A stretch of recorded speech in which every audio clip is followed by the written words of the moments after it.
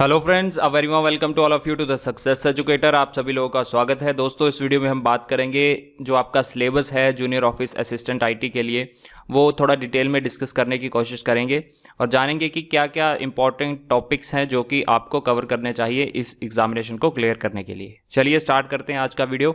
ठीक है, तो सिलेबस देखेंगे थोड़ा डिटेल में। सबसे पहले स्टार्ट करते हैं बेसिक से।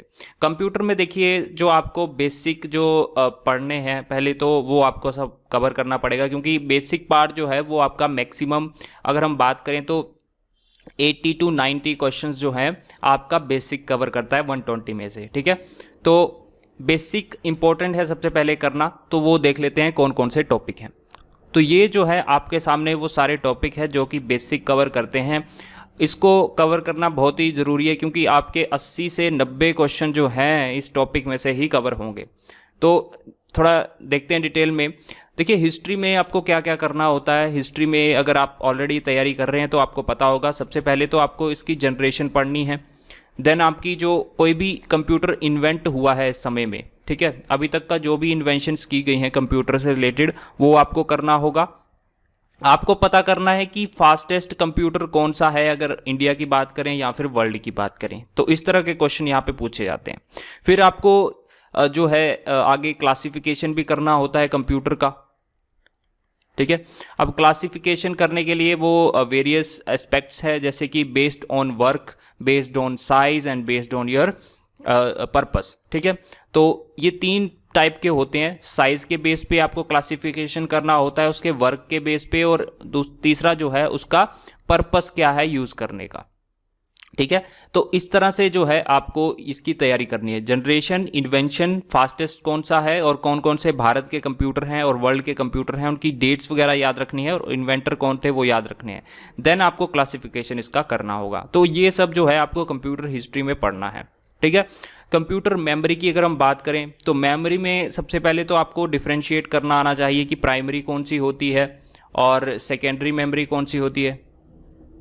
ठीक है, अब प्राइमरी मेमोरीज के अंदर कौन कौन सी मेमोरीज आती हैं, जैसे कि आपकी जो प्राइमरी मेमोरी को हम मेन मेमोरी भी बोलते हैं, सेकेंडरी मेमोरी को हम ऑक्सिलरी मेमोरी भी बोलते हैं, राइट।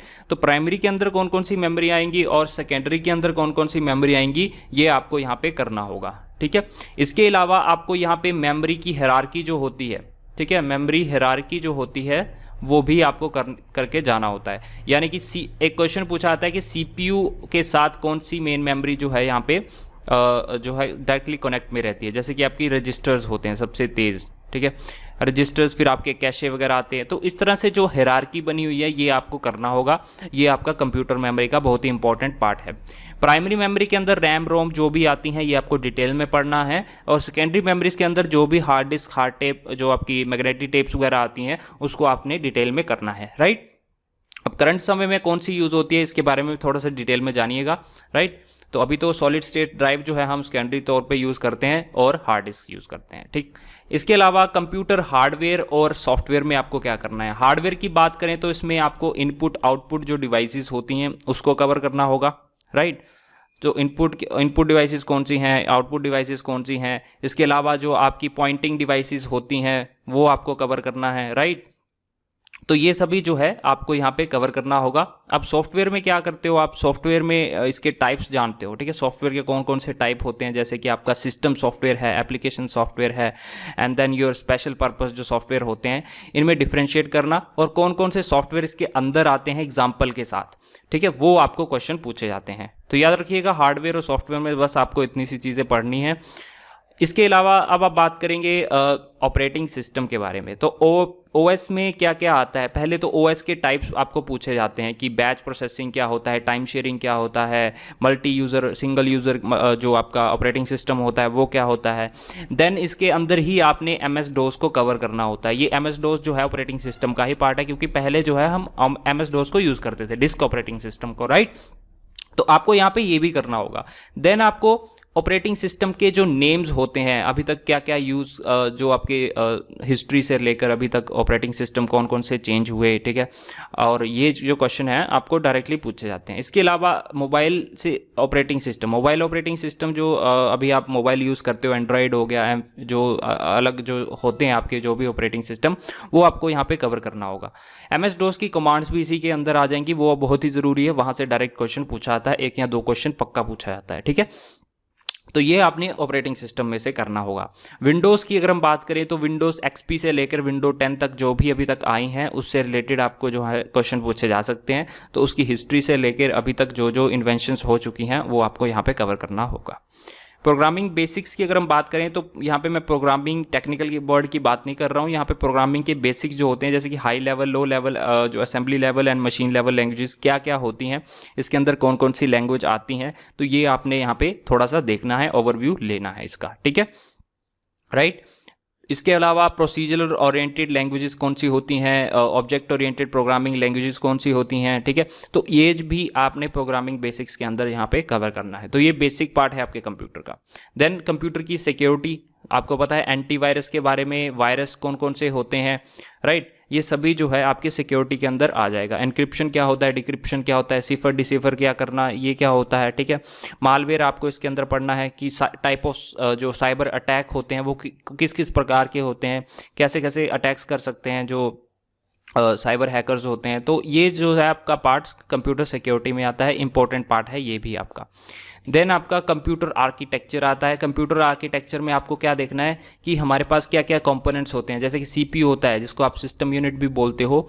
देन आपकी इनपुट डिवाइस होती है, एक आउटपुट डिवाइस होती है। तो CPU के अंदर क्या क्या चीज़ें होती हैं, इनपुट आउटपुट डिवाइसेस के अंदर क्या क्या चीज़ें होती हैं, ये आपको सभी यहाँ पे कंप्यूटर आर्किटेक्चर के अंदर समझना होगा, राइट। छोटी से छोटी बातें जो है आपको यहाँ पे कवर करनी होंगी, जैसे कि बसेस कौन कौन सी होती हैं, एड्रेस बस होती है, डेटा बस होती है, ठीक है। इस तरह से क्वेश्चन जो है आपके आर्किटेक्चर में कवर होते हैं।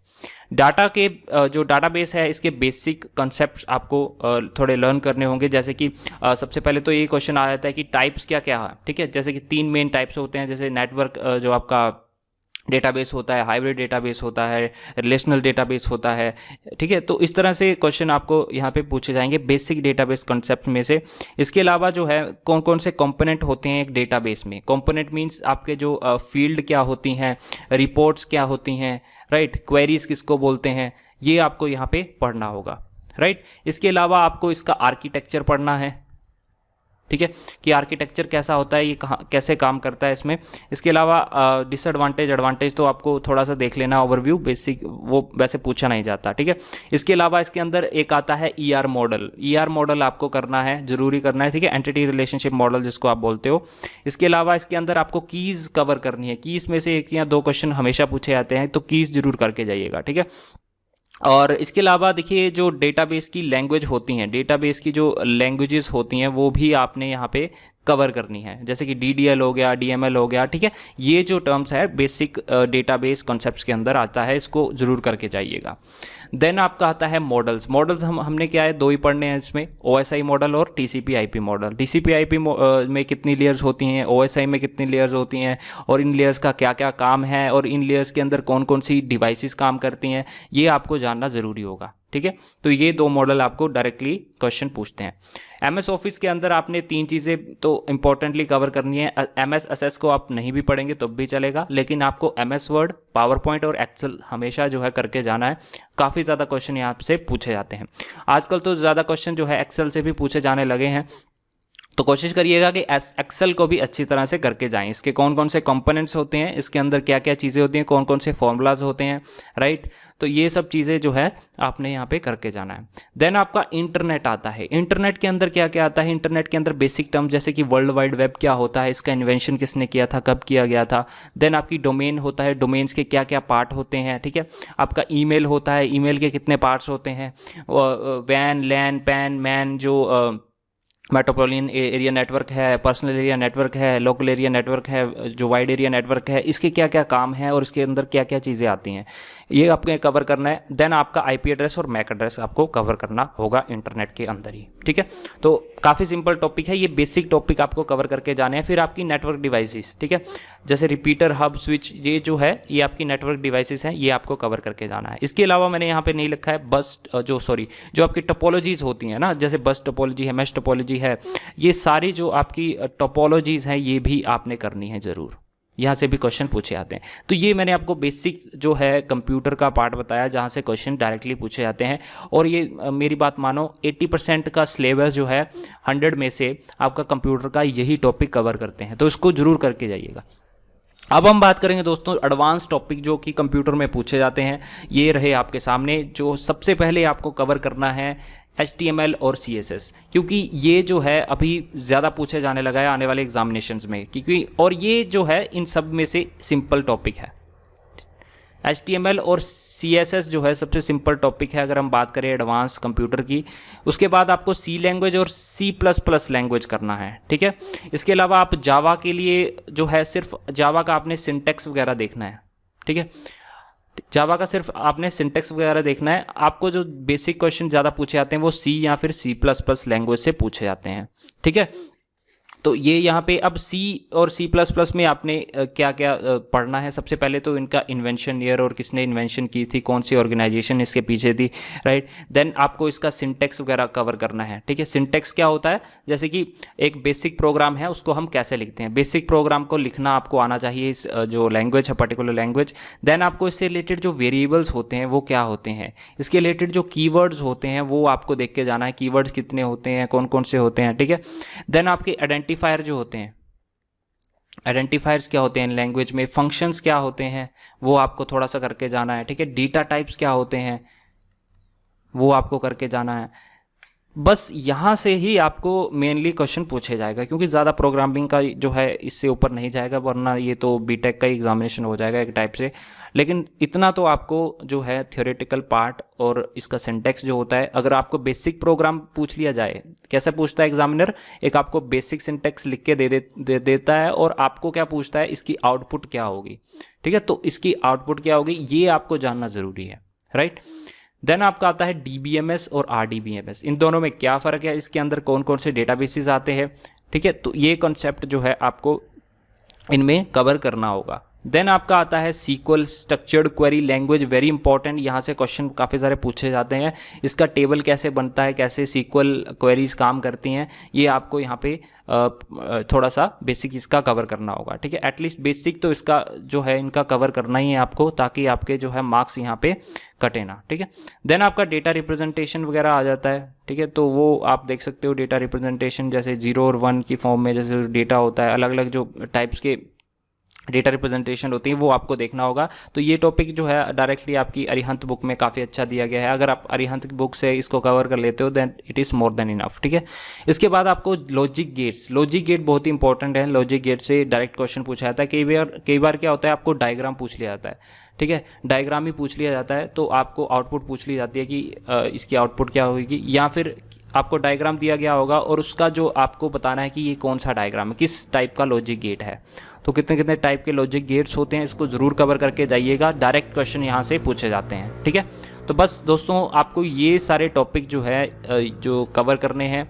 अगर आप इन टॉपिक्स को कवर कर लेते हो, आई एम डैम श्योर कि आपका जो है 120 में से 115 क्वेश्चन तो पक्का ही आपके कवर होंगे। इसके बाहर कोई क्वेश्चन आएगा नहीं। मैंने 115 भी थोड़ा कम बोल दिया, लेकिन 120 क्वेश्चन के 120 क्वेश्चन आप कवर कर सकते हो अगर आप इन टॉपिक्स को करके जाते हैं, राइट। तो ये सब जो है टॉपिक्स आपको यहाँ पे कवर करने हैं।